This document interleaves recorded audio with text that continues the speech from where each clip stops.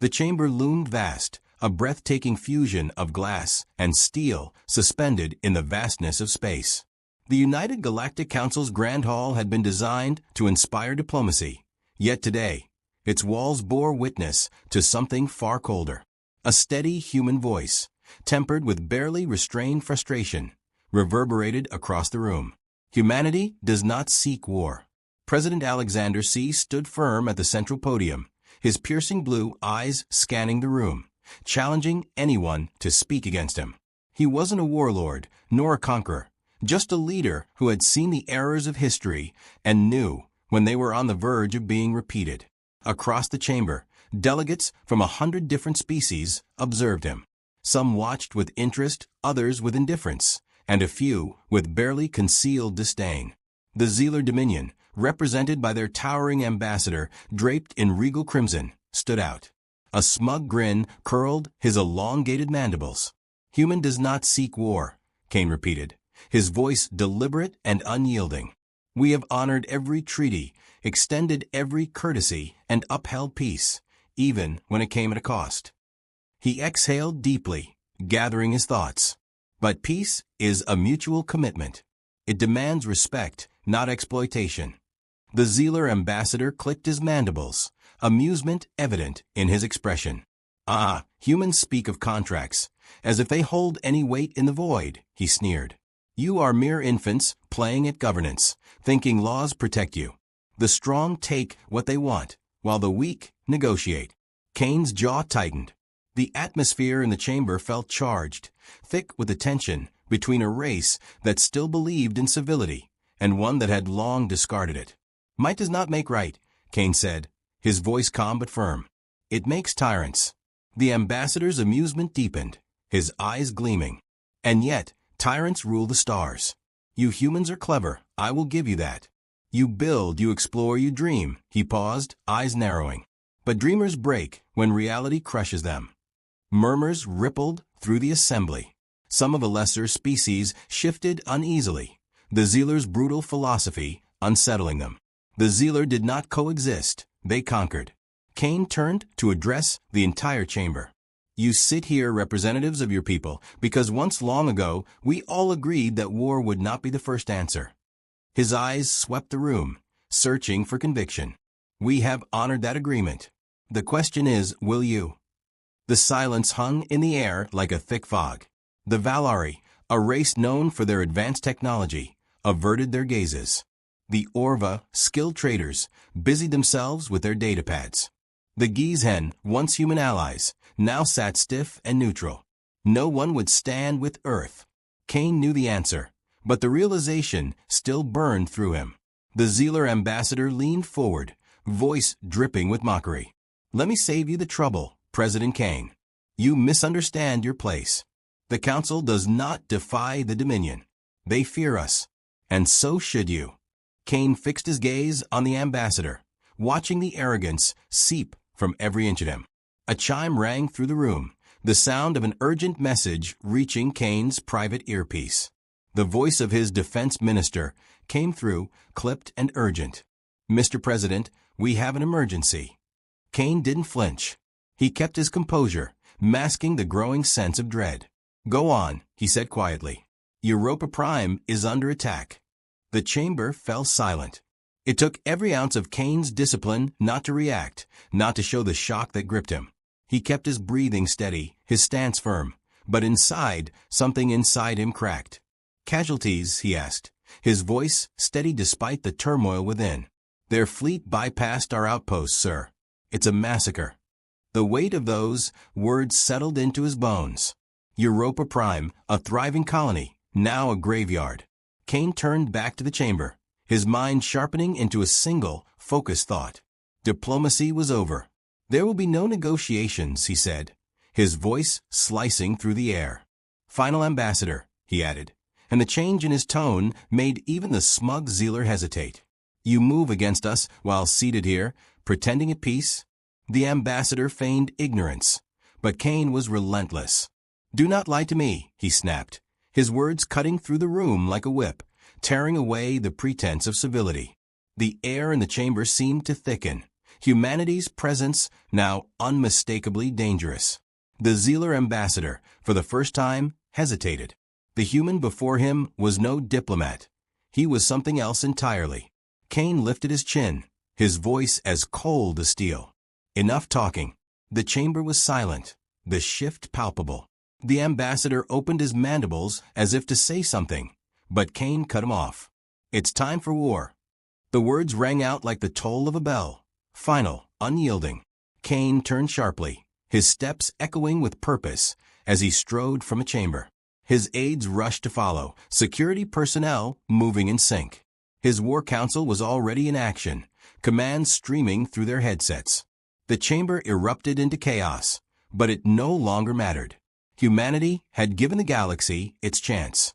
Now, it would show them the cost of failure. The command center aboard the UNS Archangel was a whirlwind of activity. Holographic displays blinked with urgent updates, each one more dire than the last. Officers moved with precision, coordinating as humanity's war machine sprang to life. Diplomacy had been replaced by the cold, calculating efficiency of battle preparation. President Kane stood in the center, eyes locked on the war map. The Zealer fleet had already begun its assault on Europa Prime. Civilian distress beacons flooded all channels. The decision had been made. The Dominion had cast the first stone. Fleet Admiral Tobias Grayson's voice cut through the chaos. Sir, enemy warships have established a blockade. They're targeting evacuation ships. We estimate 20,000 civilians already lost. Kane's jaw clenched. We move now. No hesitation, Kane ordered. Mobilize the 3rd and 5th fleets. Full engagement protocols. Break the blockade. A murmur of determination rippled through the officers. The 3rd and 5th fleets were humanity's strongest, but they'd never faced a conflict of this magnitude. It wouldn't be just a battle. It would be a fight for survival. General Elias Vass, head of ground operations, stepped forward. We're getting fragmented reports from the surface. Zealer shock troops are executing civilians. Our forces are scattered, holding defensive positions, but they won't last without reinforcements. Kane's expression was unreadable, but something dark stirred beneath the surface. How long until we deploy? Vass didn't sugarcoat it. With the blockade in place, we need to break through first. Best case scenario, 2 hours before boots are on the ground. 2 hours. It felt like an eternity. Kane turned to the map, analyzing the enemy strategy. This wasn't a conquest, it was an extermination. The Zealer didn't want territory. They wanted humanity gone. Activate the OA ray, Kane ordered. A brief silence followed. The OA ray was one of humanity's most devastating orbital weapons. When deployed, it would unleash kinetic strikes on enemy ships with the power of meteor impacts. It was total war. Confirming authorization, a weapons officer stated. Confirmed, Kane replied coldly. Target the largest Tsar dreadnought. Make them remember this.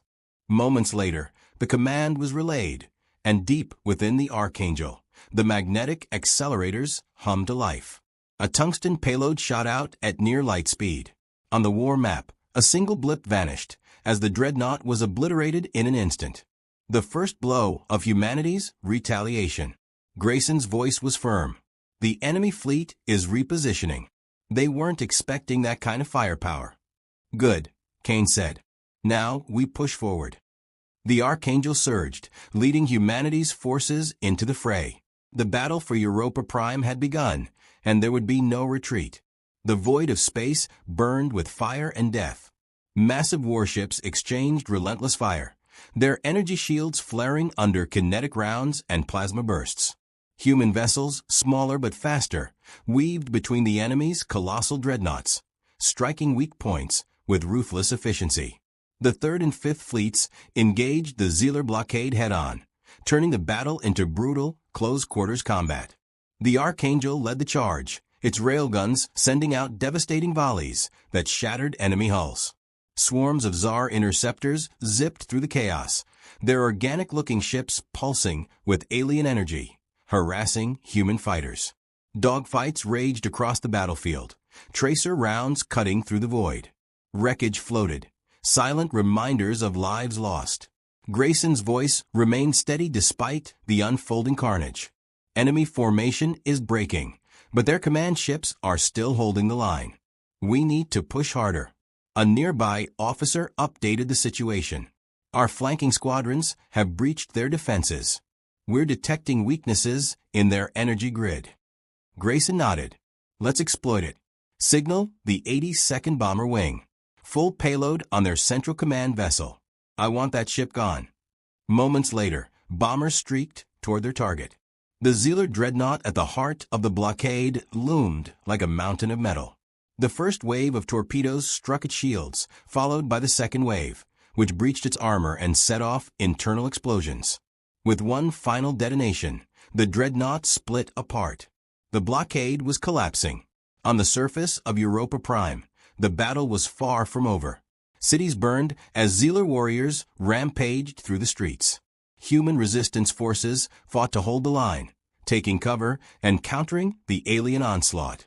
General Elias Vass barked orders through his comms. Hold the line. Reinforcements are coming. Human soldiers, clad in advanced armor, moved in coordinated squads, laying down suppressive fire against the alien invaders. Drones provided aerial support, while snipers took out key targets from ruined skyscrapers. But for every alien that fell, more took its place. Vass turned to his second in command. We can't hold forever. How soon until orbital deployment? The answer came swiftly. Now. Above them, the sky tore open as human drop pods rained down like meteors. Elite shock troopers stormed the battlefield, shifting the momentum instantly. Push forward, Vass commanded. We take back this city. Humanity had come for war, and it wouldn't stop until Europa Prime was reclaimed. The streets of Europa Prime were unrecognizable. Towers that once symbolized human progress now lay shattered. Fires raged, sending columns of smoke into the sky. The stench of burned metal and blood filled the air. The Zealer had turned the colony into a war zone, and the only language left to speak was violence. Human soldiers advanced, methodical and precise. Every step forward met with resistance. The Zealer fought with a ferocity born of desperation. But humanity's response was swift, relentless. General Elias Vass directed his forces with deadly precision. Suppressive fire on the western approach. Heavy units flank from the south. We need to box them in. Human forces closed in, grinding the Zealer to a halt. Railgun teams cut through their defenses. Grenades blasted their positions apart, and heavy infantry marched forward with unstoppable force. The moment had come. The battle for Europa Prime was nearly over. Humanity had fought with everything it had, and the city was theirs once again. But this victory was just the beginning.